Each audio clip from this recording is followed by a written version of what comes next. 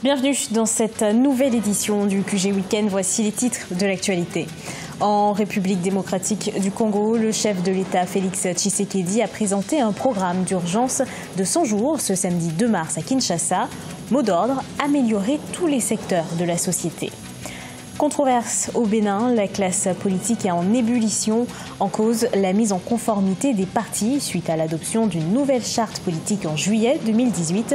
Une partie de l'opposition s'estime empêchée d'aller au scrutin. Et puis le Congo a mis en concession la route nationale numéro 1. Objectif, prévenir la dégradation des routes et assurer leur entretien pour une meilleure pérennité. Cette concession a une durée de 30 ans. Prise en compte du bien-être de la population en République démocratique du Congo, le chef de l'État Félix Tshisekedi a présenté un programme d'urgence de 100 jours ce samedi 2 mars à Kinshasa. Il intègre notamment l'amélioration du secteur médical. Reportage de notre correspondant Jacques Amboka. En République démocratique du Congo, un programme d'urgence de 100 jours a été présenté ce samedi 2 mars 2019 par le chef de l'État Félix Antoine Tshisekedi Tshilombo.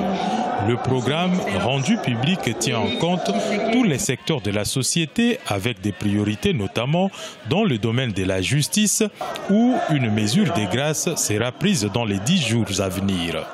Dans les 10 jours, je vais prendre une mesure de grâce présidentielle au bénéfice des prisonniers politiques ayant été condamnés par des décisions foulées en force de choses jugées. Le programme d'urgence des 100 jours du président Félix Tshisekedi accorde par ailleurs une place des choix au bien-être social de la population, particulièrement dans le secteur de la santé qui nécessite un coup de pouce rapide.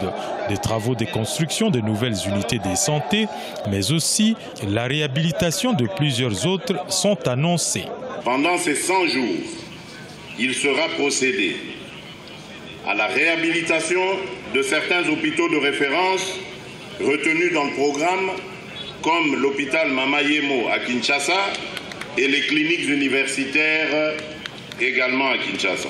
Le chef de l'État a aussi évoqué le lancement des travaux de réhabilitation de certaines voies routières dans la capitale et dans les grandes villes du pays. Pour ce faire, le temps a été lancé à l'occasion de la présentation de ces programmes d'urgence, considérés par beaucoup comme le point de départ de réalisation du projet de société pour lequel Félix Tshisekedi a été élu le 30 décembre 2018.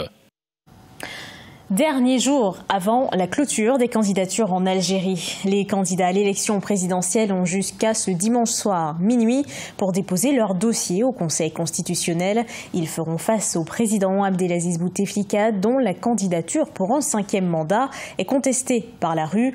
Le président algérien est confronté à une contestation inédite depuis l'annonce de sa candidature pour la présidentielle du 18 avril. Au Bénin, la sphère politique est en émoi. La conduite du processus électoral en cours dans le cadre des législatives sème la confusion dans le pays.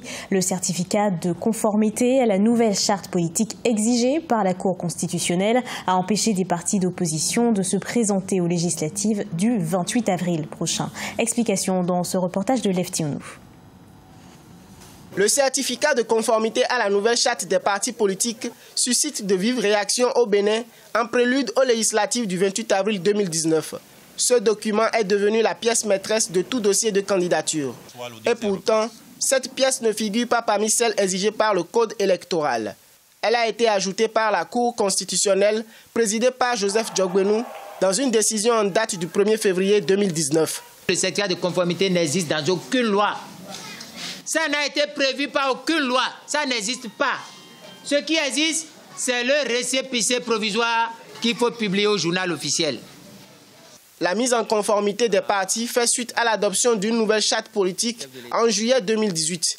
Les partis préexistants avaient 6 mois pour se conformer aux nouvelles dispositions, notamment celle de justifier de 15 membres fondateurs par commune à raison de 77 communes. Les partis ont justifié de 1500 membres, de 1300 membres, de 1200 membres, etc. Et la ruse a trouvé qu'il ne faut pas que ces gens-là soient appelés membres fondateurs. Or, qu'est-ce qui les concerne dans ce que décident les membres d'un parti. Le certificat de conformité à la nouvelle charte politique est délivré par le ministère de l'Intérieur. Contrairement aux partis de la mouvance, les majeures parties de l'opposition n'ont pas pu obtenir le précieux sésame. Le dépôt des dossiers est clôturé depuis le 26 février 2019. Prévenir et réparer les dégradations routières, c'est dans cette optique que la République du Congo a mis en concession la route nationale numéro 1 reliant la ville de Brazzaville à Pointe-Noire. Une décision qui va de pair avec une augmentation des prix des transports, ce qui inquiète les usagers de la route. De Vapanzou. Le président de la République, Denis Sassou Nguesso, a officiellement mis en concession la route nationale numéro 1, Brazzaville-Pointe-Noire, longue de 535 km, ce vendredi 1er mars 2019 au péage de Lifula dans le département du Pôle. Cette concession d'une durée de 30 ans à la Congolaise des routes vise à prévenir la dégradation des routes, assurer leur entretien en vue de leur pérennité. Avec l'entretien quotidien et la création des aires de service, des aires de repos, des stations-service, la commodité d'une route qui fait la vie. La concession prend en compte toute la dorsale, c'est-à-dire RN1, RN2. Mais la RN2, pour être mise en concession, devrait d'abord être réhabilitée. L'amélioration de plusieurs services sur la route vont créer 350 emplois directs et 200 emplois indirects, parmi lesquels les patrouilleurs, les péagistes et les opérateurs de trafic. On note une légère augmentation des tarifs au péage, notamment 1 500 francs CFA pour les berlines, les taxis ou les tricycles, au lieu de 1 000 francs CFA auparavant. Afin d'aider les riverains, un système d'abonnement sera mis en place. Pour les populations de proximité, il faut toujours mettre en place le modèle que font tous les pays du monde. C'est-à-dire que les abonnements se mettent en place en tenant compte de la proximité, en tenant compte du fait qu'il y en a qui vont et viennent, qui travaillent tous les jours, qui vont le matin, qui reviennent le soir. Donc il y a un système d'abonnement qui doit être mis en place pour que chacun, tout cela ne puisse pas lourdement peser sur ceux qui vivent dans le voisinage. Un contrat de délégation de services publics avait été signé entre la Congolaise des routes et l'État congolais le 5 décembre 2018. Cet accord couvre la route nationale numéro 1 Brazzaville-Pointe-Noire et ses jonctions, la route nationale numéro 1 bis Brazzaville-Mindouli et la route nationale numéro 2 entre Yé et Ouesso.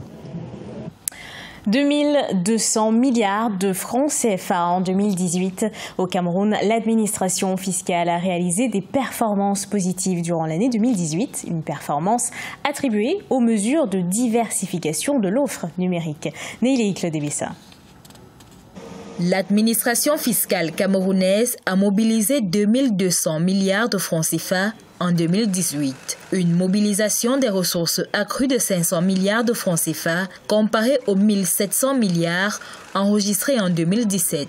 Une tendance haussière justifiée par la dématérialisation du paiement des impôts et des taxes selon les observateurs.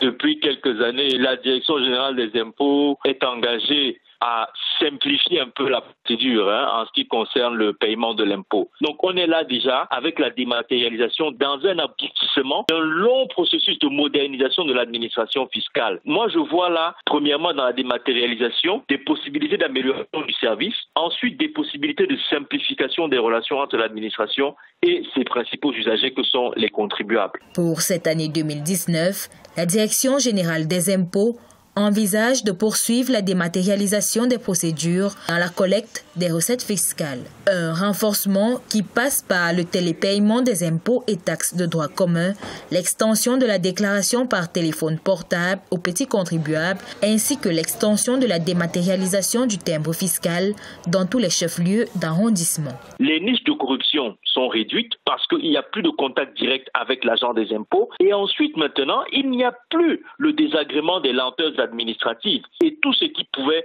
y avoir comme encombrement des bureaux et lourdeur. Il faut que la plateforme digitale de la Direction générale des impôts soit mieux expliquée aux contribuables pour qu'ils se l'approprient mieux. En capitalisant les nouvelles technologies de l'information pour accroître la mobilisation des ressources et la qualité des services offerts aux contribuables, la Direction générale des impôts ambitionne à terme améliorer le niveau de pression fiscale sans entraver la dynamique des affaires. Le deuxième plus haut sommet d'Afrique est en feu. De violents feux de forêt font rage dans le parc national du Mont Kenya depuis près d'une semaine. 80 000 hectares ont été détruits dans ce parc classé patrimoine mondial de l'UNESCO. Plusieurs hypothèses sont avancées sur l'origine de ces incendies. Des fermiers locaux pourraient avoir mis le feu à des parcelles de forêt pour y planter de la marijuana. Les médias locaux évoquent aussi des croyances populaires consistant à brûler de la végétation pour faire tomber la pluie, des croyances qui détruiraient des milliers d'hectares chaque année dans le pays. Ce journal a été préparé par l'ensemble de la rédaction. Merci de l'avoir suivi. Dans un instant, une nouvelle édition d'actualité sur Africa 24.